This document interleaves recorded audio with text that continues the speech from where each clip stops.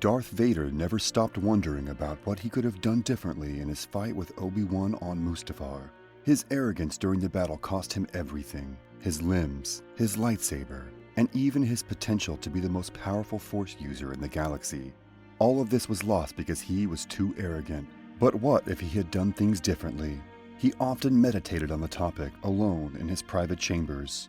And in one of those moments, the dark side of the Force showed him an alternative result. This is how Vader would have won his fight with Obi-Wan. "It's over, Anakin. I have the high ground." That proclamation from Obi-Wan replayed in Vader's mind ad nauseum. It was one of the last, most damning things he heard before his life changed forever, before Anakin Skywalker was entirely destroyed. However, the more he replayed this memory in his mind, the more he couldn't help change it to fit his will. He simply couldn't bear the trauma of facing it head-on every single time.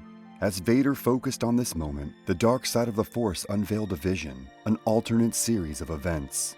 Obi-Wan was standing on the high ground. Again, Obi-Wan warned his former apprentice, "It's over, Anakin, I have the high ground." But he wasn't talking to the same Anakin that fought alongside him in the Clone Wars.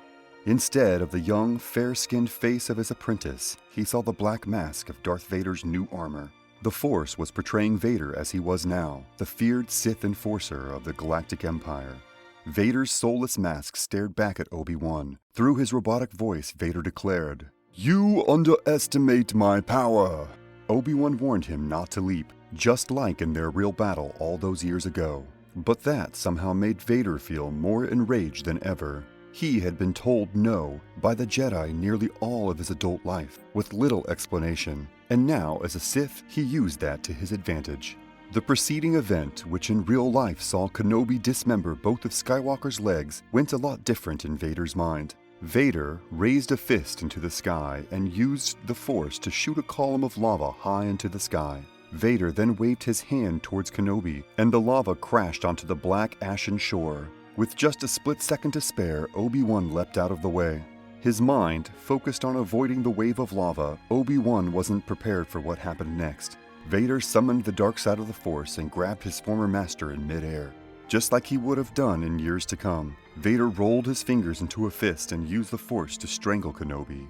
Then, violently, Vader smashed Obi-Wan into the ground, cutting him along the jagged lava rock surface. This was his anger, his rage, the true depths of his devotion to the dark side. Now, Obi-Wan was laying on the banks of the lava river just like Anakin had been all those years ago, burning, dying, and without help.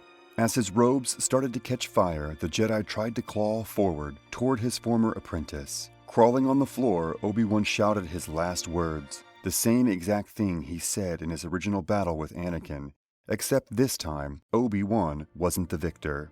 "You were the chosen one. It was said you would destroy the Sith, not join them. Bring balance to the Force, not leave it in darkness." There was extra poignancy to his words. Now he was saying them while burning alive.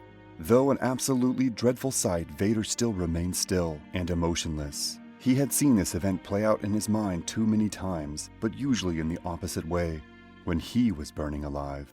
Even when he was the victor, Vader only heard the same admonishment from his master.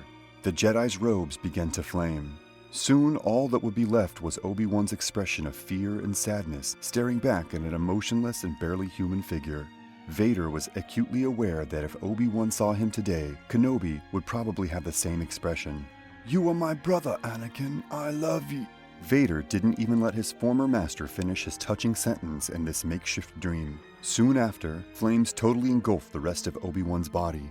Before long, Vader was staring at a charred corpse lying on the banks of the lava riverbed. Even in his dream, the Sith Lord didn't allow himself to express any emotion. He simply pictured himself looking upon the man who nurtured him and trained him, now lying dead in a pile of ash. The Sith training and evil mindset had been drilled so far into his psyche that he could not even manifest feelings of remorse or sadness for the atrocity he had just imagined. To him, it was fair recompense. Vader just could not understand why Obi-Wan did what he did, leaving Anakin to perish on the lava planet. With visions like this, he cathartically did away with the trauma of what really happened and took all this pent-up anger out on those who he believed did him wrong. As the flames rose and rose to an unbearable level, so did Vader out of his slumber. Awakened in the real world, he remained stoic and emotionless as the impending slow realization that he would never be able to rewrite history snuck in. His helmet came down to encapsulate him back in his new Sith armor and transformation he went through every day. His meditation chamber that he sat in offered little solace in this reality. It was little more than a cold, metallic cocoon that he had to call home when he wanted a semblance of privacy. Though he longed for a more human connection, he had become so numb that he could no longer even comprehend a connection of that sort. Being alone with his thoughts was torture, but one his master encouraged. The more hate, anger, and regret swirled around his already damaged mind, the more evil a Sith he would become, and therefore the more helpful in carrying out the Emperor's dirty work.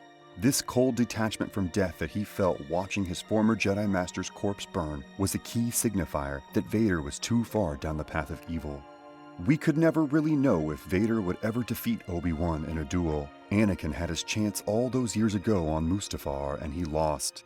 In his arrogance, he thought he was powerful enough to ignore all the basic principles of lightsaber dueling. That arrogance cost him his limbs and his hope of becoming the most powerful Force user in the galaxy. Only in his dreams, where he sat alone in his meditation chamber, could Vader find worlds where he didn't lose, where his Sith powers bested Obi-Wan. They brought him satisfaction for brief moments, but eventually he would wake up to the truth. He had measured himself against Obi-Wan in battle, and he simply wasn't strong enough.